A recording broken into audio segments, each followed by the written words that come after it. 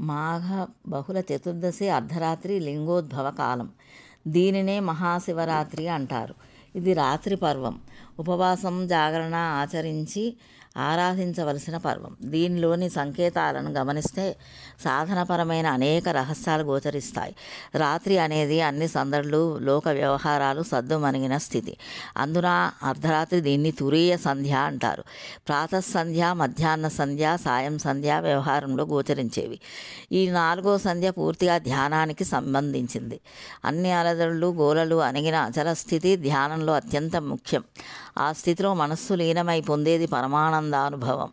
ఆ తాదాత్మ్య స్థితిలో లోకపు లంపటాలన్నీ అణుగుతాయి. అదే పరమమైన లయ. ఆ లయనే కైవల్యం అంటారు. ఈ రాత్రి అనేది సాధకుడు సాధించవలసిన స్థితి. బహిర్ముఖ దృష్టిని వదిలి బుద్ధిని అంతర్ముఖం చేసి అంతరంగంలో ఈశ్వర జ్యోతిపై కేంద్రీకృతం చేయడమే రాత్రి. పగలు బహిర్ముఖం, రాత్రి అంతర్ముఖం. సాధారణ జీవితంలో కూడా పగలంతా బయట సంచరించిన జీవులు రాత్రి స్వస్థలాన్ని చేరి విశ్రాంతి పొందుతారు. లోతుగా ఆలోచిస్తే అందరి స్వస్థలం ఈశ్వర ధామమే. అది మన హృదయంలోనే ఉంది. ఇంద్రియాల ద్వారా బహిర్లోక విషయాలతో అంటుకునే మనస్సును మనలోని చైతన్యానికి మూల కేంద్రమైన శివజ్యోతిలో లీనం చేసే అంతర్ముఖ ప్రయాణమే రాత్రి. ఆ ధ్యాన స్థితి అంటే నిద్ర కాదు, మరపు కాదు. అదే వ్యక్తి జాగరూకత. మనల్ని మనం మరచి తిరిగే వెలుపలి తిరుగుడు కన్నా అంతర్ముఖీనమైన ఈ ధ్యాన స్థితిలోనే మన చైతన్యం పూర్ణ జాగృతిలో ఉంటుంది. అజ్ఞానపు పెను నిద్ర వదిలే ఈ జాగరణయే శివరాత్రి వ్రతం. ఇది ఉపవాస వ్రతం కూడా. ఆహార నియమమే ఉపవాసం. మన ఇంద్రియాలతో అనుభవించే భోగాలే ఆహారాలు. వాటిని నియంత్రించే ఇంద్రియ నిగ్రహమే నిజమైన ఉపవాసం. ఆ ఉపవాసం ద్వారా, జాగరణ ద్వారా సర్వవ్యాపక అంతర్యామి శివ చైతన్యంలో తాదాత్మ్యాన్ని పొందగలం.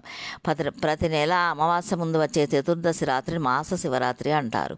ఇది నెలలో తురీయ సంధ్య. సంవత్సరపు చివరి మాసానికి ముందు వచ్చే మాఘమాసం సంవత్సరానికి సంధ్య వంటిది. ఆ సంధ్యలో సంధ్యాస్థానంలో మాఘ బహుళ చతుర్దశి రాత్రి. అందుకే ఇది సంవత్సరానికే సంధ్యాకాలం. ఈ సమయానికి మహాశివరాత్రి అనే పేరు రావడంలో వైశిష్ట్యం ఇది. కర్మలంపటాలన్నీ సాలించి జీవుడు పరమాత్మ సాన్నిధ్యంలో శాంతిని పొందడమే లయ. ఆ లీనావస్థలో అఖండ ఆనందం లభిస్తుంది. బహిర్ముఖ భ్రమణాలలో అలసిన జీవుడు అలసితి సులసితి ఇంతటా నీ శరణిదే చొచ్చితిని అని ఏ అంతర్యామితో తన్మయం చెందుతాడో ఆ అంతర్యామినే శివం అన్నారు.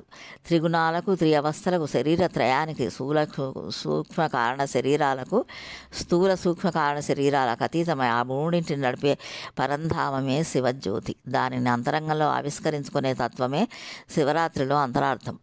సుఖాన్నిచ్చే కాలం రాత్రి. భోగానందాల మాటను వదిలి యోగానందాన్ని పొందే అవస్థ అసలైన రాత్రి.